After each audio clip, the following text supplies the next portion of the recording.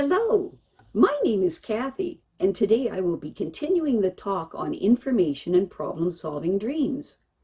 But before I do this, I want to let you know that because I have a great many videos now on many different topics, that I've decided to make several different video playlists so that it's easier to find the videos of greatest interest.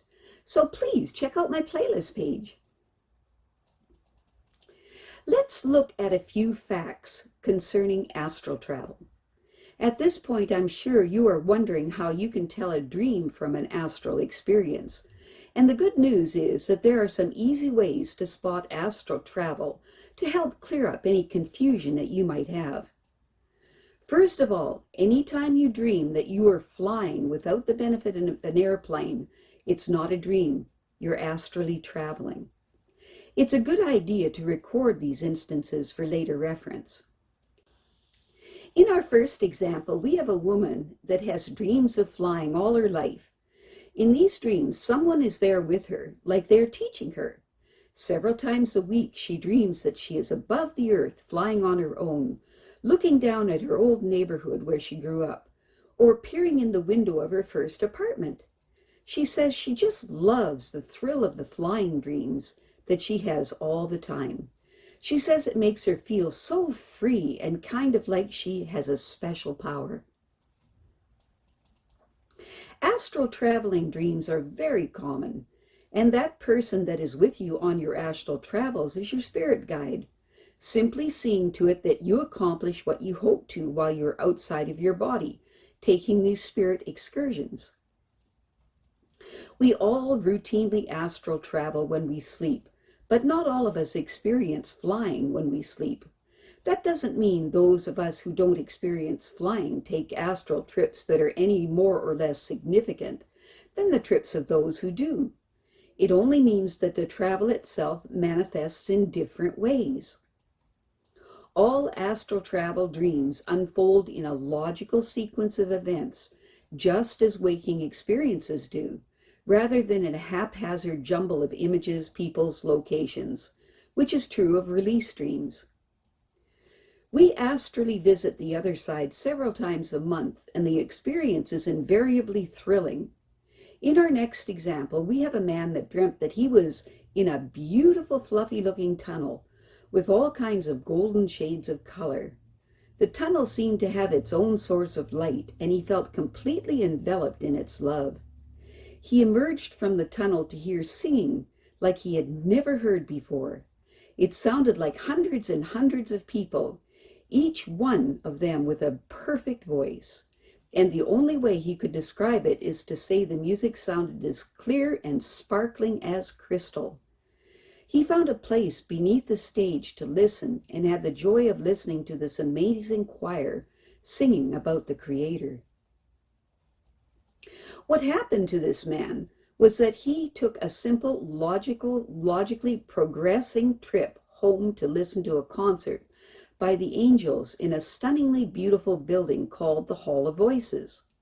It's a fascinating fact that angels never speak and only communicate with us and each other through telepathic thought. Their voices are strictly reserved for brilliant hymns to the Creator, which they joyfully perform on their holiest of holidays. We have all had the honor of hearing the angel choir in the Hall of Voices during our lives on the other side, and our spirits remember exactly when they occur. So this man subconsciously timed that particular astral trip around such an unparalleled event. One important caution about astral travel to the other side: don't be too alarmed if you find yourself a little out of sorts, if not downright depressed for a few days after even the most euphoric trips to paradise. Our next example illustrates this fact. In our next example, we have a woman whose experience is not uncommon. After a visit home while she slept, she says that she could remember feeling very depressed and sad. She said that she just felt like crying. She also remembers saying out loud, in a hushed tone, "Please don't leave me." As soon as she finished saying that, she opened her eyes, stared at the bedroom wall, and started to cry. Her depression lasted for days, and she still feels haunted by the experience.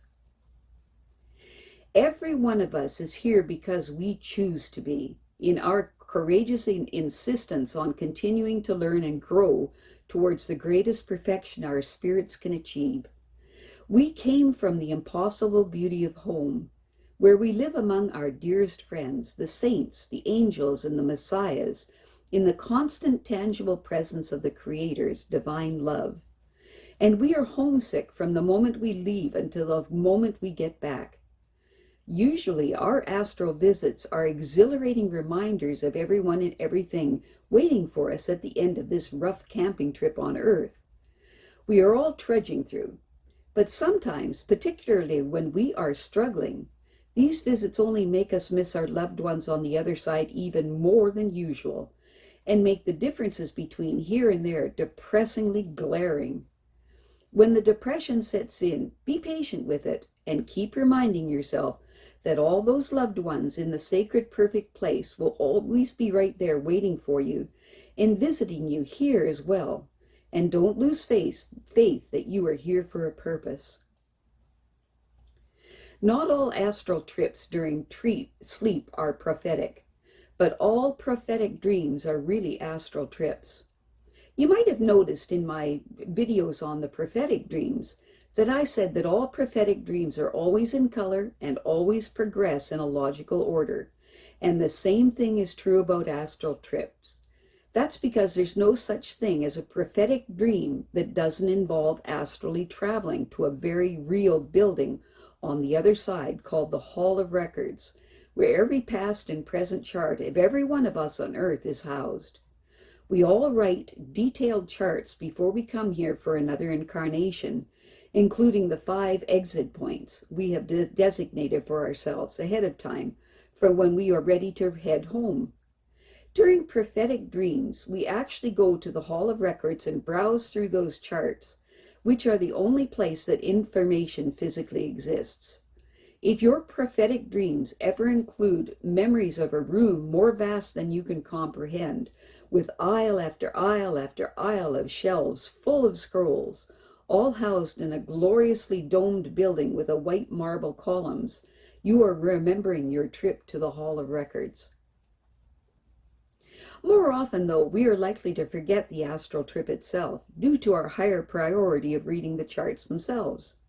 Sometimes our choices of which charts to read seem almost random and a bit pointless, as our next example will show. In this example, we have a man that often had dreams about people he had seen during the day. In his dream, he becomes aware of their death, and without fail, he will find out the next day that they had passed away. Obviously, it's too late by then to warn them, so what's the point of having these dreams in the first place? It is important to remember that we are only given information in time to warn someone if we are meant to interfere in an event they have already charted for themselves. How do you know the difference between a dream that is a forewarning and one that is just your subconscious trying to work something out? Our next example helps to clarify these differences. In this example, we have a woman that often has dreams in which everything proceeds very logically, like they're really happening, and they are in vivid color, and they are usually about her friend's health problems that they don't even know about. In such instances, it's a good idea to strongly suggest to those friends that they get a checkup, and even after any details that your dream gives you. What has happened is that the woman has been astrally traveling to read the charts of her friends in the Hall of Records, precisely because she had been worried about them, and the tip-offs are the logical progression of the action, and the fact that their dreams are in vivid color. There are no colors more vivid than that of the other side. So with any dreams you have in which the colors seem too rich and breathtaking to exist here on Earth, you can rest assured that they are too rich and breathtaking to exist here, and you have taken a trip home instead. If the woman's friends choose to ignore her suggestion about seeing a doctor, that is their decision, but at least the woman has shared the information she has been given from a higher, reliable source, in good, loving consciousness. The rest is up to them. Any dream that you are not only part of, but actually view yourself in, isn't a dream at all, but an astral experience. Astral travel, by definition, is to imply your visit spending time out of body. We have all heard of and read about people who, under anesthesia, or when they are otherwise supposedly unconscious, have found themselves looking down at their own bodies from some elevated vantage point, watching, hearing, and remembering everything that's going on around them.